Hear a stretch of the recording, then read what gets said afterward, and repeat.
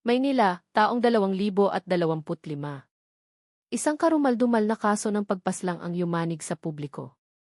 Ang biktima ay isang notorious na leader ng sindikato at loan shark, natagpo ang walang saplot at tadtad ng saksak sa isang mumurahing motel. Ang salarin ay kumilos ng may matinding brutalidad, walang iniwang bakas, at tila nagtatanim ng malalim na puot. Sa likod ng krimeng ito ay nakatago ang trahedya ng dalawang magkapatid na dalaga, magaganda at kahali-halina. Anong katotohanan ang nakakubli sa likod ng pinto ng malagim na silid na iyon? Anong misteryo ang malapit ng mabunyag? Ang banas ng tanghaling tapat ngayong Agosto sa Maynila ay tila lalong nakasasakal sa isang masikip at palikulikong eskinita sa distrito ng Quiapo.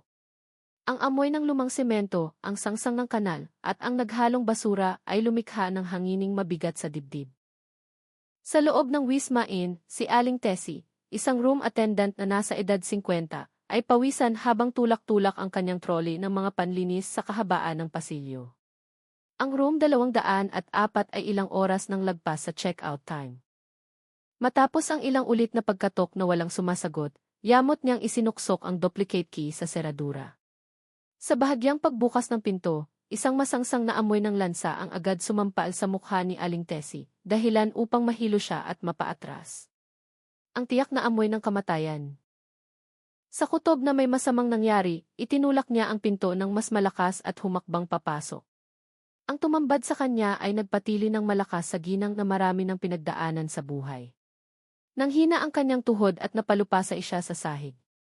Sa ibabaw ng kama na ang puting kumot ay naninilaw na sa luma, nakahandusay ang isang lalaking walang saplot.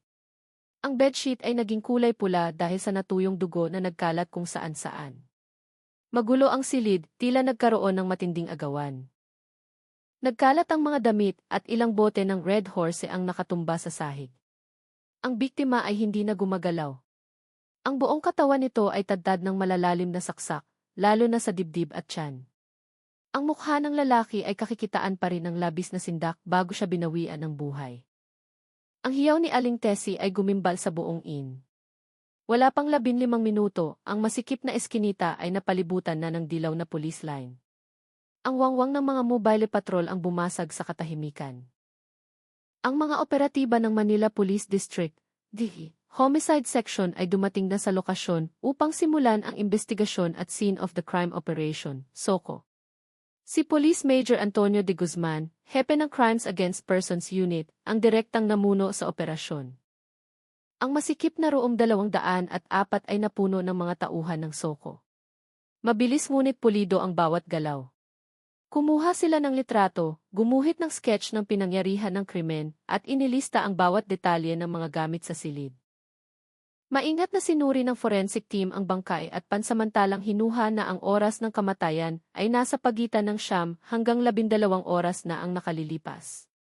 Ang mga saksak ay nagpapahiwatig na ang salarin ay kumilos ng may diin brutal at udyok ng matinding personal na galit. Mula sa isihi na nakita sa pitakang tumilapon sa sulok, mabilis na nakilala ang biktima bilang si Dindo Magbanua, 42 taong gulang. Isang pangalang hindi na bago sa mga pulis. Kilala siya sa tawag na Dindo Tigre, isang loan shark na mataas ang kalibre at kilabot sa underworld ng Maynila. Ayon sa paunang impormasyon, nag-check-in si Dindo kasama ang isang batang babae noong nakaraang gabi. Gayunpaman, ang receptionist na nakaduty ng gabing iyon ay malabo ang alaala. Natatandaan lang niya na ang babae ay balingkinitan, nakasuot ng face mask at sombrero kaya't mahirap makilala. Bagaman nagsisimula pa lamang ang investigasyon, ang mga detalye ay nagpapahiwatig ng isang masalimuot na kaso. Malinaw na pinaghandaan ng salarin ang lahat at kumilos ng propesyonal upang burahin ang mga bakas. Hindi ito gawa ng isang karaniwang tao. Nang kumalat ang balita ng pagkamatay ni Dindo Tigre sa mga siga ng Maynila, hindi kakaunti ang hayagang nagdiwang. Sa himpilan ng AC, unti-unting nabuo ang tunay na pagkatao ng biktima na nagpapakitang hindi siya dapat kaawaan. Si Dindo Tigre ay kilalang walang awang nagpapautang ng T5 tandang bawas 6. Galing siya sa hirap sa Tondo, ngunit maagang tumigil sa pag-aaral at pumasok sa gulo. Gamit ang dahas at katusuhan, mabilis niyang napalawak ang kanyang iligal na negosyo. Ang kanyang mga biktima ay karaniwang mga mahihirap na manggagawa, mga tindero sa palengke na gipit sa puhunan, o mga estudyanteng naligaw ng landas na nangangailangan ng pera pangluho. Ang interes na ipinapataw ni Dindo ay laging tubong lugaw at nakasasakal. Sa maikling panahon, ang utang ay lumulobo ng 10 hanggang 100 ulit. Sino mang hindi makabayad sa takdang oras ay makararanas ng impyerno. Nagsisimula ito sa mga tawag at text blast na pananakot. Sunod, ang kanyang mga bataan ay sasalakay sa bahay o trabaho para magbigay ng leksyon. Hindi sila nangingiming magkalat ng mga flyers na naninira sa buong barangay, o kaya ay ipopost ang mukha at personal data ng may utang sa Facebook para ipahiya sila sa publiko. Sa maraming kaso, binubugbog nila ang mga biktima. Ang kalupitan ni Dindo Tigre ay nagtulak sa maraming pamilya sa pagkawasak. Buhay na parang patay, kaya naman napakahaba ng listahan ng kanyang mga kaaway. Ang direksyon ng investigasyon ay una ring nakatuon sa mga alitan mula sa pautang. Dose-dosenang tao ang inilagay sa watchlist. Samantala, ang forensic team ay nagpupursige sa pagsusuri ng mga ebidensya. Lumabas sa resulta na bukod sa fingerprints ng biktima, mayroon lamang isang set ng fingerprints ng isang babae sa ilang bote ng beer, ngunit wala itong katugma sa database ng mga kriminal. Ang ECG mula sa hibla ng buhok ay nagpakita rin ng parehong resulta. Ang salarin ay may malinis na record at walang kasaysayan ng krimen. Ang TK footage ng at mga kalapit na lugar ay nakuha na. Ang imahe ng babaeng kasama ni Dindo ay napakalabo. Lagi siyang nakasuot ng maluwag na jacket, sombrero, at mask, sadyang itinatago ang pagkakakilanlan. Ang kanyang pangangatawan ay maliit at tila mahina. Hindi siya mukhang may kakayahang pumatay ng isang malaki at barakong lalaki tulad ni Dindo Tigre sa ganoong kabrutal na paraan. Tila papunta sa wala ang kaso. Ngunit habang abala ang mga investigador sa paghalukay ng bawat maliit na lead, isang hindi inaasahang pangyayari ang naganap. Isang napakabatang babae ang nag-iisang nagtungo sa himpilan ng Maganda ang dalaga ngunit namumutla ang mukha. Ang kanyang mga mata ay magasa kaiiyak at nanginginig ang buong katawan sa takot. Pagkaharap sa desk officer, bumulong siya sa garalgal na boses, "Sir, sumusuko po ako. Ako po ang pumatay kay Dindo Tigre sa sa Quiapo."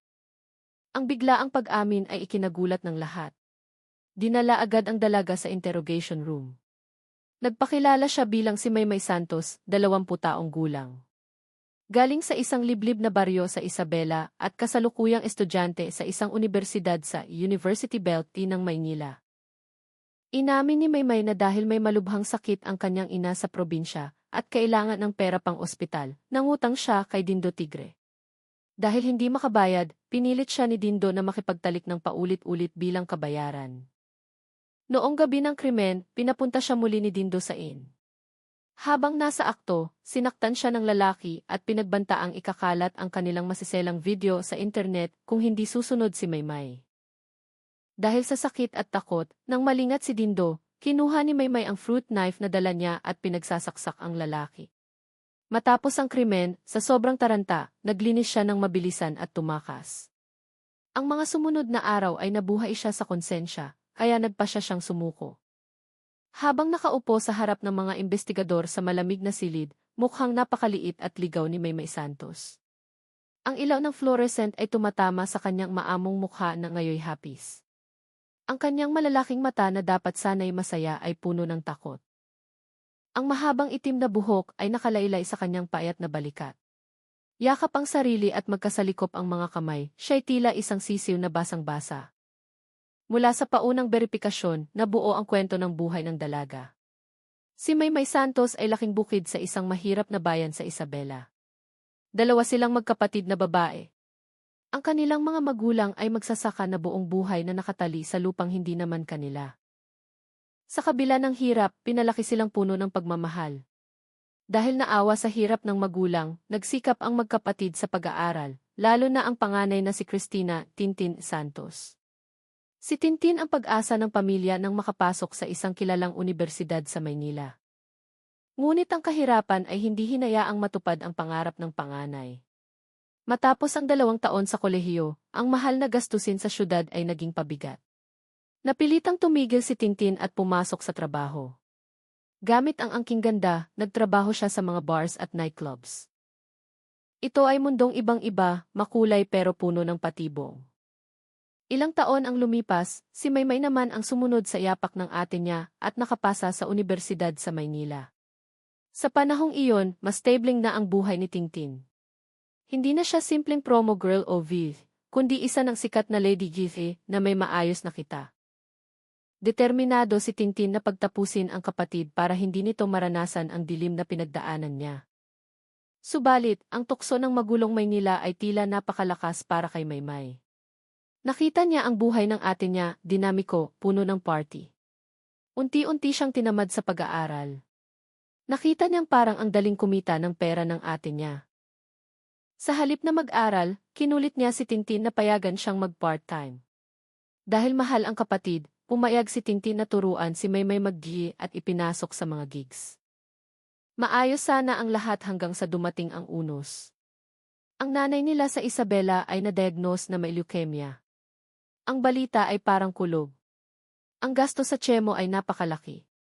Sa desperasyon, lumapit sila at nangutang kay Dindo Tigre ng halagang F250,000. Dito nagsimula ang kanilang kalbaryo.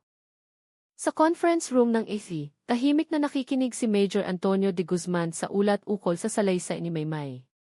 Bawat detalye ay sinuri ng mga investigador.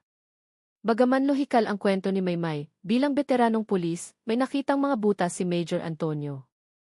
Una, ang crime scene. Sabi ni Maymay, naglinis lang siya ng mabilisan dahil sa takot. Pero ang ebidensya ay nagpapakitang planado at masusi ang paglilinis. Nawala ang patalim at ang mga prints ay binura ng maigi. Kaya ba itong gawin ng isang 20 anyos na baguhan sa krimen habang nanginginig sa takot? Pangalawa, ang mga sugat. Si Dindo Tigre ay malaking lalaki, sana isaaway kalye. Ang katawan niya ay tadtad ng saksak na nagpapahiwatig ng lakas na tila hindi akma sa payat na katawan ni Maymay. Wala ring defense wound si Dindo, ibig sabihin ay napatay siya ng mabilis at walang kalaban-laban. Kaya ba ng isang takot na estudyante na patumbahin ang isang veteranong siga ng ganoon kalinis? At ang pinakakahina-hinala ang inaasal ni Maymay. Masyadong rehearsed ang kwento niya. Detalyado ang krimen, pero umiiwas siya kapag tinatanong tungkol sa ate niyang si Tintin Santos. Malakas ang kutob ni Major Antonio na inaako lang ni Maymay ang kasalanan. Ang hinala niya, ang maisala ay walang iba kundi si Tintin, ang easy na sanay sa gulo ng nightlife, at siyang tumatayong protektor ni Maymay.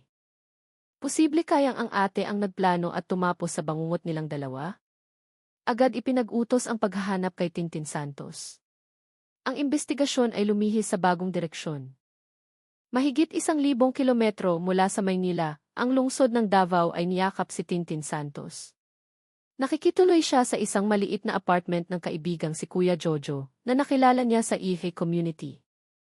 Hindi nagtanong si Jojo kung bakit biglang lumipad pa Mindanao si Tintin, basta't binuksan nito ang pinto para sa kanya.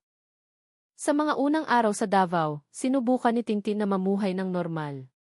Tumutulong siya sa pag-aayos ng music tracks ni Jojo. Sa gabi, sumasama siya sa mga bars kung saan tumutugtog ang kaibigan. Nakaupo sa sulok, pinagmamasdan ang mga ilaw at nakikinig sa bass ng tugtugan, nakaramdam si Tintin ng huwad na kapayapaan. Pilit niyang iwinawaksi ang imahe ng Room 204, ang gulat sa mukha ni Dindo Tigre, at ang dugong kumalat sa puting kumot. Kinukumbinsi niya ang sarili na ginawa niya ang lahat para sa kinabukasan ng inosente niyang kapatid. Ang plano ni Tintin ay gamitin ang natitirang ipon para magsimula muli. Nangako si Jojo na irerekomenda siya sa mga club sa Davao. Pag nakaipon na, kukunin niya si Maymay. Magsisimula sila sa lugar na walang nakakakilala sa kanila. Wala nang utang, wala nang manyakis. Ngunit ang kaba ay hindi nawawala sa dibdib ni Tintin. Ilang araw na niyang hindi makontak si Maymay.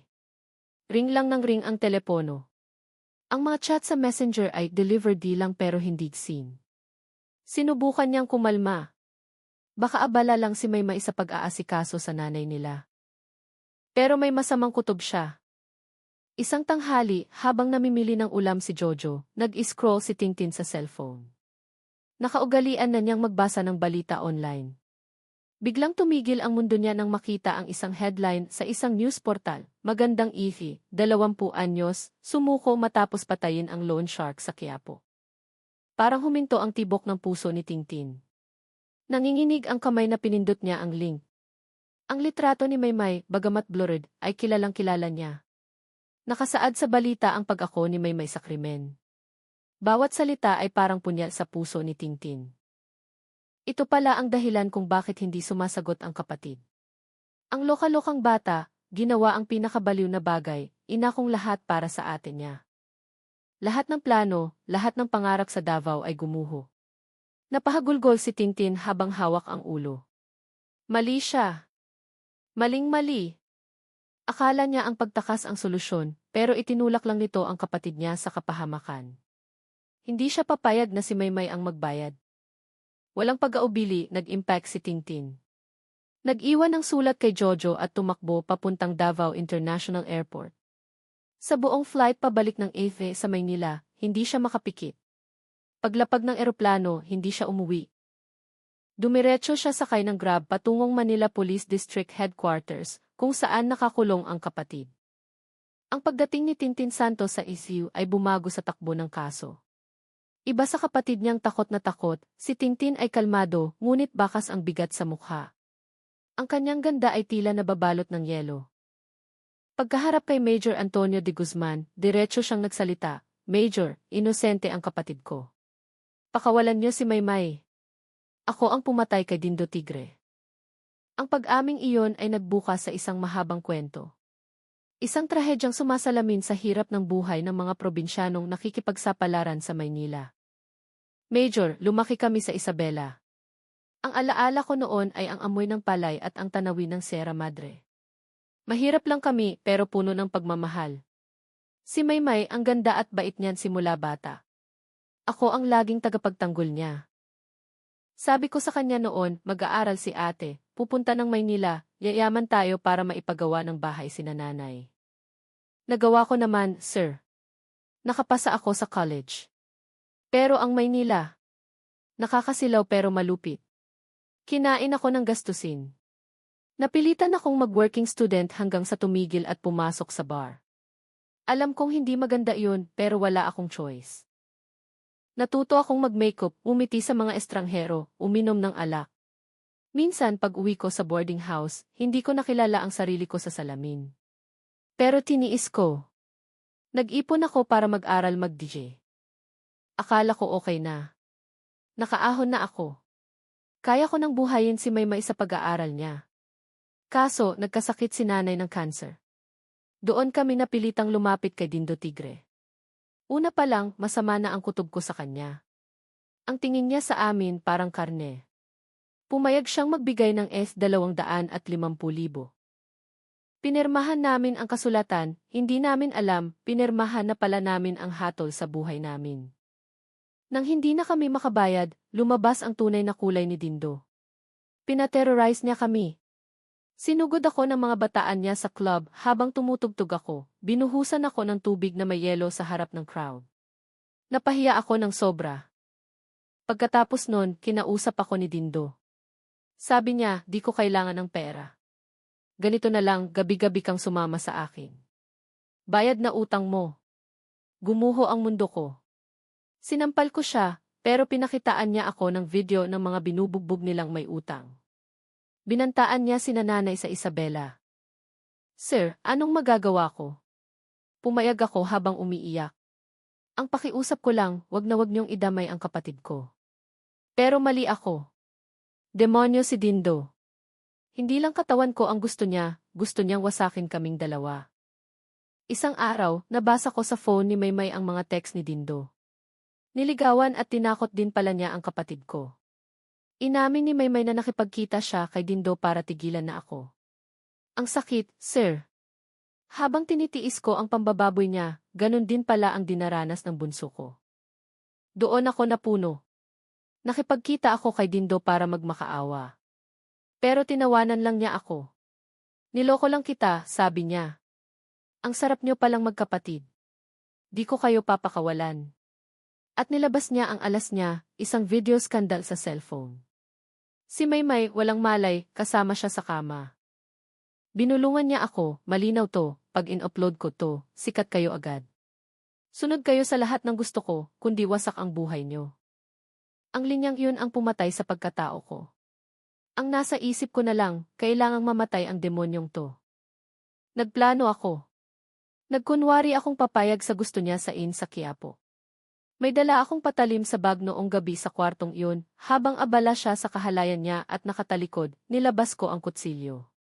Hindi ko na alam kung ilang beses ko siyang sinaksak. Bawat saksak, sinisigaw ko ang pangalan ni nanay at ni Maymay. Binuhos ko lahat ng galit hanggang sa hindi na siya gumalaw. Tumakas ako papuntang Davao. Akala ko makakapagsimula ako ulit.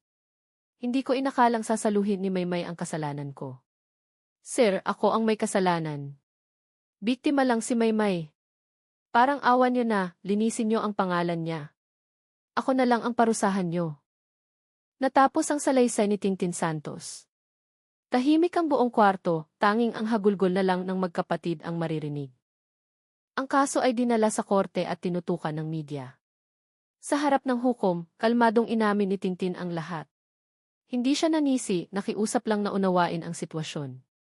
Ang kwento ng magkapatid mula Isabela ay nagpaiyak sa marami. Matapos timbangin ang lahat, nagbaba ng hatol ang korte. Ang ginawa ni Tintin ay seryosong krimen, ngunit isinaalang-alang ng hukuman ang mitigating circumstances. Ang magkapatid ay itinulak sa pader ng biktimang si Dindo gamit ang I-5 tandang bawas 6, sexual abuse, at banta ng cybercrime, video skandal. Ang pagpatay ay udyok ng matinding pasyon at pagnanais na protektahan ang dangal at pamilya. Si Tintin Santos ay hinatulan ng 15 taong pagkakakulong para sa homicide. Si Maymay naman, bagamat nagsinungaling sa pulis, ay pinalaya at pinawalang sala dahil sa matinding duress at kawalan ng criminal intent. Ang hatol ay itinuring na makatarungan ng publiko, maingipin ang batas, ngunit may puso para sa mga biktima ng pang-aabuso. Ang trahedya ni Tintin at Maymay Santos ay nagsilbing babala. Sa likod ng kinang ng Maynila, may mga patibong na nakamamatay. Lalo na ang mga ilegal na pautang at online lending apps na kayang magtulak sa tao sa bangin. Sarado na ang kaso, ngunit ang aral tungkol sa pagmamahal sa pamilya at ang manipis na linya sa pagitan ng tao